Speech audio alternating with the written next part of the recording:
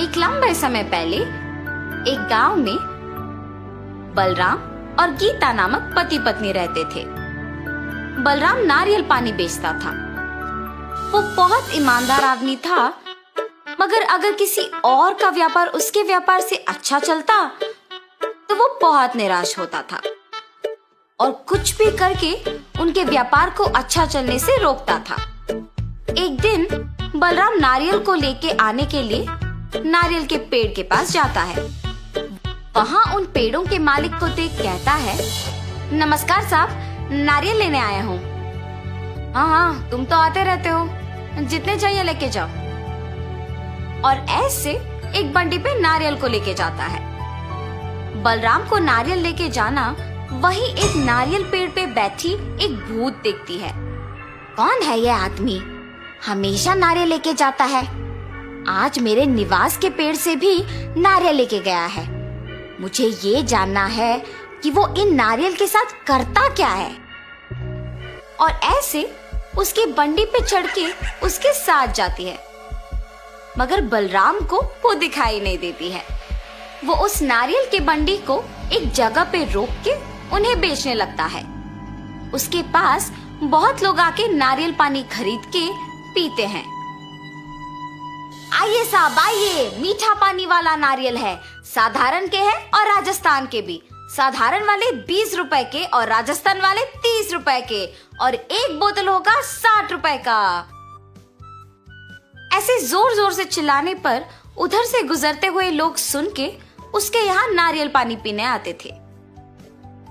अरे बलराम, बड़े अच्छे नारियल दे रहे हो यार, पानी बहुत मीठा है, इसीलिए मैं हमेशा तुम्हारे ही पास आता हूँ नारियल पानी पीने। उस आदमी ने सच कहा है बलराम, मैं भी सिर्फ तुम्हारे पास आता हूँ नारियल पानी पीने। मैं बचपन से नारियल पानी का व्यापार कर रहा हूँ ना, इसीलिए मुझे अच्छे नारियल चुनना अच्छी तरह से आता है साहब। अच्छा, तो ये सबको नारियल पानी बेचता है, इसीलिए हमेशा नारियल लेके जाता है।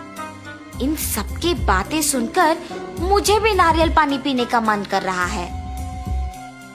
ऐसे सोचकर वो भूत सामने नारियल पानी पी रहे आदमी के अंदर घुस जाती है और नारियल पानी का स्वाद लेती है। वाह, ये नारियल पानी तो बहुत मीठा और स्वादिष्ट है। मैं इसी आदमी के पास रहूंगी, ऐसे तो मैं हर रोज नारियल पानी पी सकती हूँ। हा हा हा। बलराम नारियल पानी बेचते हुए उसके बगल वाले होटल में बहुत लोगों का आना जाना देखता है।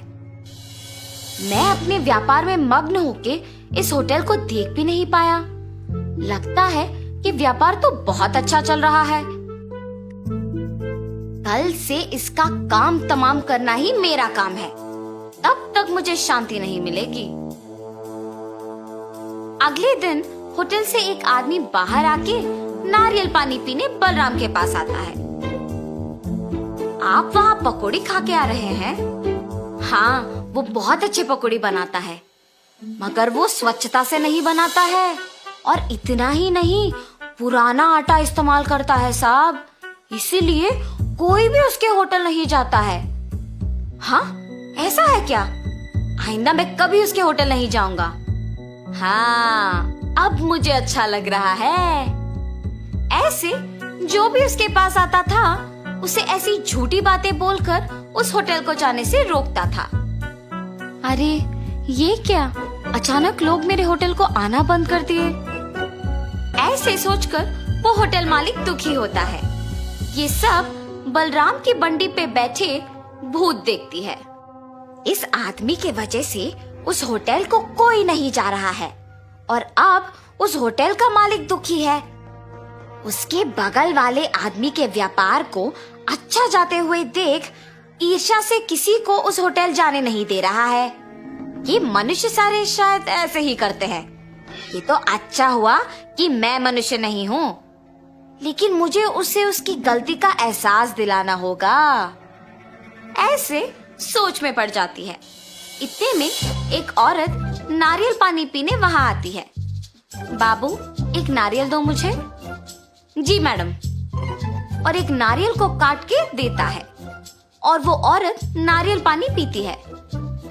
हाँ, हाँ, मैं अगर इस औरत में घुस जाऊंगी तो इस आदमी को सबक सिखा पाऊंगी। और ऐसे उस औरत में घुस जाती है। बाबू, नारियल पानी बहुत अच्छा है, एक और दो ना। जी मैडम। और ऐसे एक और नारियल देता है। ऐसे वो औरत एक के बाद एक नारियल का पानी पीते ही रहती है। आखिर में उस बंडी पे मौजूद सारे नारियल खत्म हो जाते हैं। क्या एक मनुष्य ही है? मेरे पास के सारे नारियल का पानी पी गई। मैडम, मेरे पास के सारे नारियल ना खत्म हो गए, अब आप पैसे दे दीजिए। लेकिन वो पैसे दिए बिना बस चुपचाप खड़े रहती है। मैडम, पैसे दिए बिना आप ऐसे खड़े क्यों हैं? पैसे दीजिए। और अचानक वो भूत में बदल जाती है। क्या मुझसे ही पैसे मांग रहे हो तुम? ऐसे जोर से कहती है। उस भूत के चेहरे पे घाव और आंखों को लाल होते देख बलराम बहुत डर जाता है। हाय भगवान, भूत! ये कह के बेहोश हो जाता है। ये देख वो भूत उस औरत से बाहर निकलती है। बलराम को बेहोश देख उस औरत को कुछ समझ नहीं आता और वो वहां से चले जाती है। कुछ समय बाद बलराम को होश आता है और जब वो उसके चारों ओर देखता है तो उसे कोई नजर नहीं आता है। ये भूत कहाँ गई? मेरे सारे नारियल का पानी पी के पैसे दिए बिना चली गई। वैसे मुझे तो खुश होना चाहिए कि वो सिर्फ मेरे नारियल का पानी पीकर मुझे कुछ नहीं की। मुझे तो कल से दुकान लगाने के लिए भी डर लग रहा है। ऐसे सोचते हुए अगले दिन डरते हुए दुकान लगाता है। लगता है इसे कल का सबक काफी नहीं था। मुझे इसे कल से दुकान लगाने से ही रोकना होगा। इतने में उसके पास नारियल पानी पीने एक औरत आती है और कुछ आदमी भी आते हैं। ये देख वो भूत उस औरत में घुस जाती है। पहले उसको एक नारियल काट के देता है। वो नारियल पानी पी के पैसे दिए बिना जाने के लिए पीछे मुड़ती है। मैडम, मैडम, आप पैसे दिए बिना जा रहे हो? वो औरत भूत की तरह बदल के पीछे मुड़ती है। इतना जल्दी भूल गए मुझे कि पैसे मांग रहे हो? ऐसे जोर से कहती है। उसे डरावना दिखते देख वहाँ के सारे लोग भूत भूत करके चिल्लाते हुए भाग जाते हैं। बलराम भूत को देख कांपते रहता है। उसके बाद भूत भी वहाँ से चली जाती है। कुछ देर बाद बलराम वापस होश में आता है। आज भी वो भूत आई है। मेरे साथ और भी लोग उस भूत को देख भाग गए। कल से कोई भी मेरे पास नारियल पानी पीने नहीं आएगा। ऐसे सोचकर तब से नारियल पानी बेचने के लिए डर के घर पे ही रहता है। कुछ दिन बाद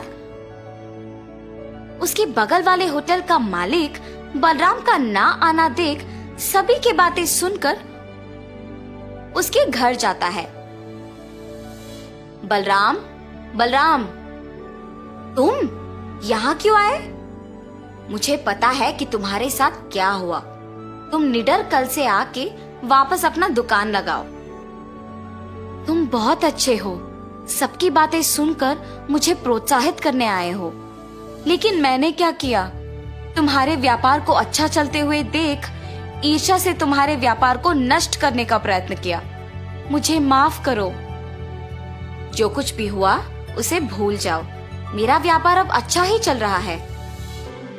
मेरे व्यापार ऐसे अचानक रुकने के वजह से ही मुझे मेरे गलती का एहसास हुआ है। ऐसे जब कह रहा था वहां वो भूत आती है। अरे भूत, भूत! मुझे देख के डरो मत। मैं तुम दोनों को कुछ नहीं करूंगी। बलराम, तुम्हें तुम्हारी गलती का एहसास दिलाने के लिए ही मैंने ये सब किया है।